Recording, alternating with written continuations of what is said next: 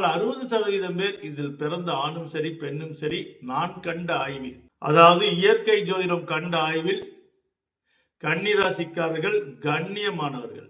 கண்ணியம் தவறாத கன்னி ராசியில் பிறந்த ஆண் பெண் அனைவருக்கும் இயற்கை ஜோதிடம் சார்பாக என் இதயங்கனிந்த வணக்கத்தை தெரிவித்துக் கொள்கிறேன். கன்னி ராசிக்கு கண்டக சனி ஆரம்பம். கன்னிராசி கண்டக சனி ஆரம்பம் என்று சொல்கிறீர்கள், சிரித்துக் கொண்டே சொல்கிறீர்கள் என்று நீங்கள் யோசிக்கலாம். சனி பயிற்சி என்றால் பலரும் ஐயோ சனியா என்று பயப்படுவார்கள். ஆனால் கன்னிராசிக்காரர்கள் பயப்பட தேவையே இல்லை. ஏனென்றால் மடியில் கனம் இருந்தால் தானே வழியில் பயம் இருக்கும். இந்த கன்னிராசியில் பிறந்த 90% பேர் மடியில் கனம் இல்லாதவர்கள். எல்லா ராசியிலும் தான் நல்லவர்களும் இருக்கிறார்கள், நல்லவர் போல் சில கல்லவர்களும் இருக்கிறார்கள். 90% இந்த கன்னியில் பிறந்தவர்கள் மிகவும் கண்ணியமானவர்கள். அன்னை தெரசா என்றாலே இந்த கன்னியில் பிறந்த பெண்கள் என்று எடுத்துக்கொள்ளலாம். அதே போல் இந்த கன்னியில் பிறந்த ஆண்களும் ஒரு பெண்ணுக்கு எவ்வளவு அச்சம், மடம், நாணம், பயிர்ப்பு இருக்கிறதோ, வடிவேல் ஒரு படத்தில் சொல்வார், அவளுக்கும் அச்சம், மடம், நாணம், பயிர்ப்பு இருக்குதானே என்று சொல்வது போல இந்த கன்னியில் பிறந்த ஆண்களுக்கும் அந்த அச்சம், மடம், நாணம், பயிர்ப்பு நிச்சயம் இருக்கும். அதனாலேயே இவர்கள் தவறுகள் செய்வதற்கு கொஞ்சம் குறைவாகத்தான் இருக்கும். ஆக உப்பு தின்னவன் தான் தண்ணி குடிக்க வேண்டும் என்பது போல தப்பு செய்தவன் தானே பயப்படணும். அந்த மாதிரி கன்னியில் பிறந்தவர்கள் தவறு செய்தவர்கள் வேண்டும் என்றால் பயப்படட்டும். ஆனால் பொதுவாக 90% கன்னிராசிக்காரர்கள் இந்த கண்டக சனியை கண்டு எல்லளவும் பயம் வேண்டாம். இதுநாள் வரை சனி பகவான் 6ஆம் இடத்தில் இருந்து உங்களுக்கு மிக நல்ல யோகத்தை கொடுத்தார். ஆனால் என்னதான் யோக இடத்தில் வந்தாலும் ஒரு சிலருக்கு எந்த யோக பலனும் சரியா நடப்பதில்லை. அது ஏன் என்று பல வீடியோக்களில் சொல்லியிருக்கேன். 3 விஷயங்கள் உங்களுக்கு சரியா இருந்தால் எந்த தசாபுத்தியிலும் கவலை இல்லை என்று. புதிதாக இந்த பதிவை பார்ப்பவர்களுக்கு அந்த 3 விஷயம் என்னவென்று ஒரு யோசனை வரும். இயற்கை ஜோதிடத்தில் நிறைய பதிவு போட்டிருக்கிறோம். அந்த பதிவுகளை நீங்கள் பார்த்தீர்கள் என்றால் நிச்சயம் இந்த 3 விஷயம் என்னவென்று தெரிய வரும். ஆக கடந்த 2.5 வருடம் சனி பகவான் 6ஆம் இடத்தில் சஞ்சரித்துக் கொண்டிருந்தார். இன்று நாள் முதல், இன்று தேதி 9/3/2025, இன்னும் 20 நாட்கள் உள்ளன சனி பகவான் கும்பத்தில் இருந்து மீனத்துக்கு செல்வதற்கு. மீனத்துக்கு செல்லும் சனி பகவான் சமசப்த பார்வையாக உங்க ஜென்ம ராசியை பார்ப்பார். ஜென்ம ராசியில் எப்போதெல்லாம் சனி பகவான் வருகிறதோ அல்லது சமசப்தமா பார்வை பெறுகிறதோ அப்போதெல்லாம் கணவன் மனைவிக்குள் மனச்சங்கடங்களும் சங்கோஜங்களும் ஏற்படும். திருமண பந்தத்தில் இணைந்திருப்பவர்களுக்கு ஒருவருக்கொருவர் பரஸ்பரம் இருந்தும் ஒருவருக்கொருவர் விட்டுக் கொடுக்கும் தன்மை இருந்தும் சில நேரங்களில் பிடிவாதமாக முரட்டுத்தனமாக நடந்து கொள்வதால் அந்த பிடிவாதமே இவர்களுக்கு பிரிவுக்கு காரணமாகிவிடும். சனி பகவான் 6ஆம் இடத்தை விட்டு 7ஆம் இடத்துக்கு சென்றாலும் 7ஆம் இடத்தில் இருக்கும் ராகு பகவான் 6ஆம் இடத்துக்கு வருகிறார். அதுதான் பிளஸ். பொதுவாக 6ஆம் இடத்தில் இருக்கக்கூடிய கிரகங்கள் அனைத்தும் நல்ல கிரகங்களாக இருந்தால் அது நன்மை செய்யாமல் தீமையும் செய்யாமல் இருந்துவிடும். ஆனால் தீய கிரகங்கள் இருந்தால் தீமையை ஒழித்துவிடும், நன்மைகள் செய்துவிடும். இந்த கன்னி ராசிக்கு நட்பு கிரகமான சனி பகவான் 7ஆம் இடத்திற்கும், அதே நட்பு கிரகமான ராகு பகவான் 6ஆம் இடத்திற்கும், அதே நட்பு கிரகமான கேது பகவான் உங்க ஜென்ம ராசியை விட்டு 12ஆம் இடத்துக்கு இடம்பெறுகிறது. ஆக 6ஆம் இடத்தில் சனி பகவான் இருந்தும் சிலருக்கு மனச்சங்கடங்கள், சிலருக்கு முதுகு வலிகள், சிலருக்கு ஆஸ்துமா போன்ற அலர்ஜிகள், வயிறு சம்பந்தமான அல்சர்கள் போன்றவைகள் ஏற்படுத்தியிருக்கலாம். ஆனால் தற்போது அதிலிருந்து நீங்கள் விடுபெற்று உடல் நோயின்றி ஆரோக்கியமாக திகழப் போகிறீர்கள். சனி பகவானுக்கு 3ஆம் பார்வையும் 7ஆம் பார்வையும் 10ஆம் பார்வையும் உண்டு. 7ஆம் இடத்துக்கு வரக்கூடிய சனி பகவானால் 3ஆம் பார்வையாக 9ஆம் இடத்தை பார்வையிடுவார். 9ஆம் இடம் என்பது பாக்கியஸ்தானம், தகப்பனார் ஸ்தானம். ஆக தந்தை வழியில் வரக்கூடிய சொத்துக்கள் உங்களுக்கு கிடைக்கும். ஆனால் தந்தையிடம் நீங்கள் மிக அன்பை காட்ட வேண்டும். அவர் சொல்லும் வார்த்தையை நீங்கள் கவனிக்க வேண்டும். 7ஆம் இடத்தில் இருக்கும் சனி பகவான் 9ஆம் இடத்தை பார்வையிடுவதால் அவர் சொற்கள் உங்களிடம் எடுபடாமல் போகும், உடல்நிலை சரியில்லாமல் போகும். இந்த காலகட்டத்தில் நீங்கள் தந்தையை நல்லபடியாக கவனித்துக் கொண்டு அவருடைய ஆசீர்வாதத்தை நீங்கள் பெற வேண்டும். சிலர் தந்தை காரணமே இல்லாமல் திட்டுவது போல் உங்களுக்கு தெரியும். கன்னியில் பிறந்த ஆணாக இருக்கட்டும் பெண்ணாக இருக்கட்டும், இதை கூர்ந்து கவனியுங்கள். சனி பகவான் யாரை தண்டிப்பார் என்றால் யாரெல்லாம் நேர்மையாக நடந்து கொள்ளவில்லையோ அவரைதான் தண்டிப்பார். நேர்மை என்றால் என்ன? முதலில் தன்னைத்தானே ஒருவர் துரோகம் செய்து கொள்ளக்கூடாது. தன்னைத்தானே துரோகம் செய்வது என்னவென்றால், யார் ஒருவர் தன்னுடைய உடலுக்கு தீங்கை விளைவிக்கிறார்களோ, ஒரு மனிதனுடைய உடல் என்பது ஒரு பொக்கிஷமானது. அந்த பொக்கிஷத்தை புகைவிட்டு அந்த லெங்ஸை வீண் பண்றது, மது அருந்து உள்ள ஸ்பேர் பார்ட்ஸ் எல்லாம் வீணடிக்கிறது, கூலி பான்பிராக் போன்ற புகையில எல்லாம் போட்டு உடல் உறுப்புகளை வீணடிக்கக்கூடியவர்கள் தான் தன்னுக்குத்தானே துரோகம் செய்கிறவர்கள். இது கன்னிராசிக்கு மட்டுமில்ல, அனைத்து ராசியில் பிறந்தவர்களுக்கும் இது பொருந்தும். இரண்டாவது துரோகம் என்னவென்றால், உடன் பிறந்தவர்கள், நம்மை பெற்றவர்கள், நம்ம இரத்த சொந்தங்கள், இவங்களெல்லாம் யார் புறக்கணிக்கிறார்களோ அது இரண்டாவது துரோகம். மூன்றாவது துரோகம், தான் பிறந்த நாட்டுக்கும் இனி சக மனிதர்கள் வாழக்கூடிய அனைத்து உலகத்துக்கும் துரோகம் செய்கிறவர்கள் தான் பயப்படணும். ஆனால் கன்னியில் பிறந்தவர்கள் இதற்கெல்லாம் விதிவிலக்காக விளங்கக்கூடியவர்கள். இதில் பிறந்த ஒரு 40% பேர் தான் மதுக்கும் மாதுக்கும் மயங்கக்கூடியவர்கள். 60% பேர் இதில் பிறந்த ஆணும் சரி பெண்ணும் சரி, நான் கண்ட ஆய்வில், அதாவது இயற்கை ஜோதிடம் கண்ட ஆய்வில், கன்னிராசிக்காரர்கள் கண்ணியமானவர்கள் என்று இயற்கை ஜோதிடம் அடித்து சொல்லுகிறது. 40% பேர், அந்த 40% பேரில் தனக்குத்தானே துரோகம் செய்து கொள்வார்கள். அந்த 20% பேரில் உடன் பிறந்த இரத்த சொந்த மதத்தில் துரோகம் செய்யக்கூடியவர்கள் ஒரு 10% பேர். மீதி 10% பேர் தான் கொடூரக்காரர்களாக இருப்பார்கள். இதை ஆணித்தரமாக இயற்கை ஜோதிடம் ஆராய்ந்து சொல்கிறது. நீங்க புதுசா இந்த பதிவை பார்ப்பது என்றால், என்னடா இவ்வளவு பில்டப் போடுறாங்களே என்று உங்களுக்கு தோணும். இதற்கு முன் பதிவெல்லாம் நீங்கள் சர்ச் பண்ணி பார்த்தீர்கள் என்றால், இயற்கை ஜோதிடம் குருஜி சொல்வது 100% உண்மைதான் என்று மீண்டும் அந்த பதிவை பார்த்துட்டு வந்து நீங்க கமெண்ட் பண்ணுவீங்க. உண்மையிலேயே கன்னிராசிக்காரர்கள் நான் கண்ட ஆய்வில் கண்ணியமானவர்கள் என்று தீர்ப்பு சொல்லி, இந்த கன்னிக்கு கண்டக சனி ஆரம்பமாகிறது. கண்டக சனி என்றால் பயப்பட வேண்டிய அவசியம் இல்லை. எதற்கெல்லாம் பயப்பட வேண்டிய அவசியம் இல்லை? ஒரு தொழில் செய்வதற்கும் வேலைக்கு செல்பவர்களுக்கு எந்த பயமும் இல்லை. அதே போல் ஏற்கனவே வியாபாரத்தில் ஈடுபட்டு இருப்பவர்களுக்கும் எந்த பயமும் இல்லை.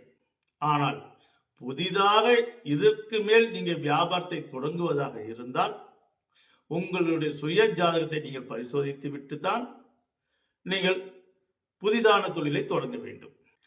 6ஆம் இடத்தில் வரக்கூடிய ராகு பகவான் மிகப்பெரிய ராஜயோகத்தை கொடுப்பார்.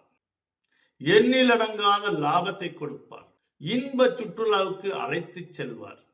கோயில் ஸ்தலமாக இருக்கட்டும் அல்லது சுற்றுலா ஸ்தலமாக இருக்கட்டும், ரொம்ப நாளாக மனதில் நினைத்திருந்த இடத்திற்கெல்லாம் சென்று மன மகிழ்ச்சி அடையக்கூடிய காலம்.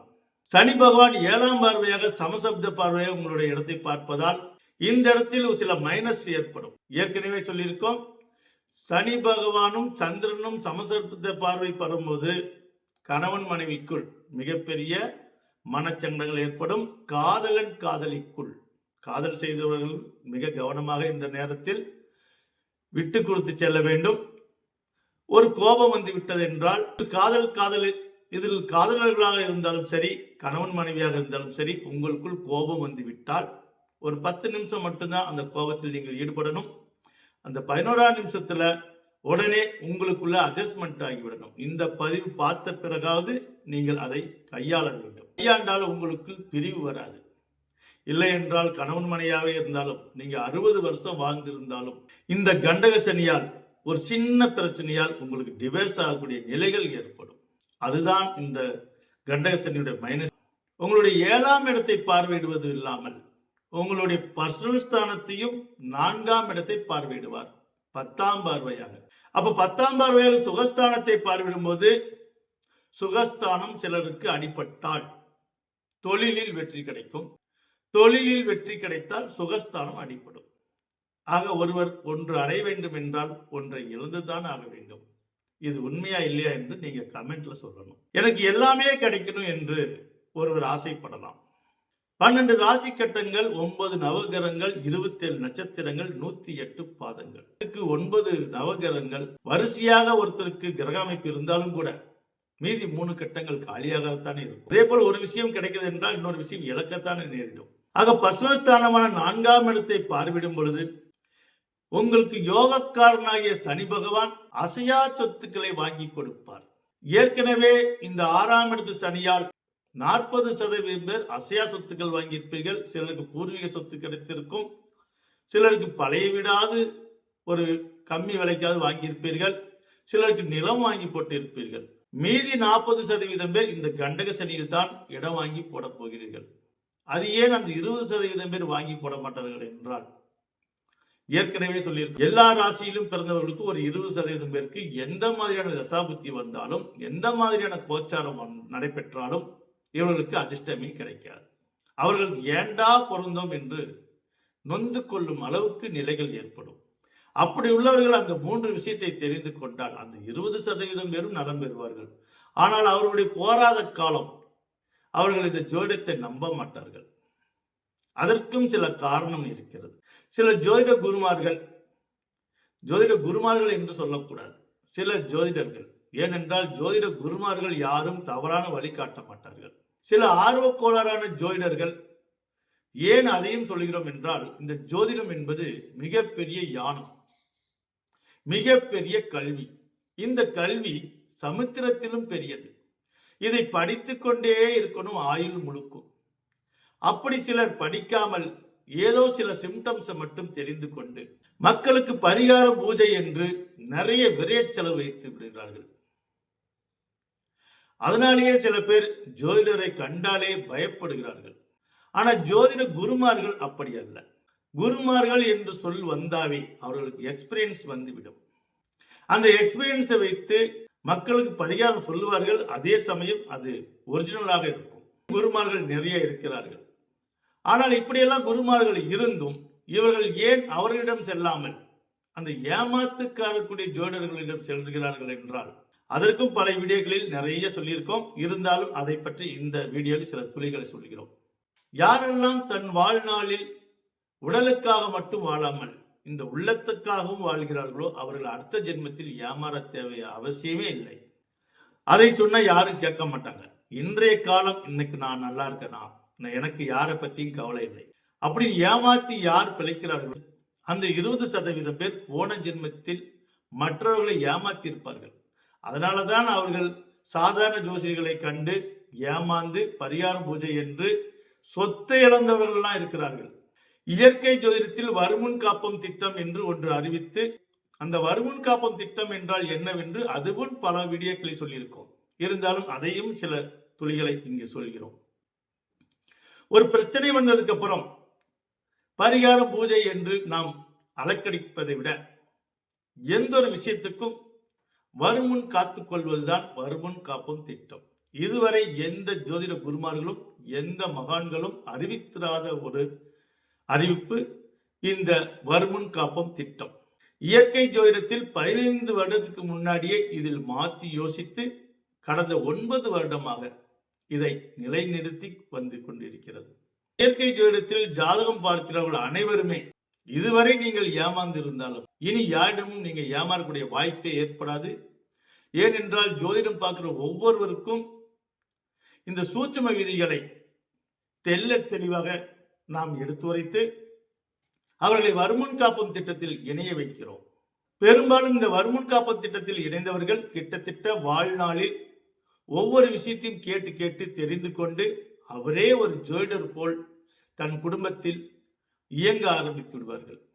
ஏனென்றால் இந்த ஜோதிடத்தின் மிகப்பெரிய ஒரு உன்னதமான கல்வியை அவர்களுக்கு நேர காலம் என்றால் என்ன, அதிர்ஷ்டம் என்றால் என்ன, ஒன்று வர வாங்கி பிறக்க வேண்டும் அல்லது வரத்தை வாங்க தெரிந்து கொள்ள வேண்டும் என்ற ஒரு கல்வியை மக்களுக்கு வெகு சுலபமாக வெகு ஈஸியாக அன்றாட வாழ்க்கையில் சில விஷயங்களை கடைபிடிக்க செய்து அவர்கள் எப்பொழுதும் வாழ்வில் எந்த தசாபுத்தி எந்த அந்தரம் நடந்தாலும் அதில் வீழாமல் எப்பொழுதும் தன்னை தற்காத்துக் கொள்ளும்படியாக இந்த வருமுன் காப்பம் திட்டம் செயல்படும்.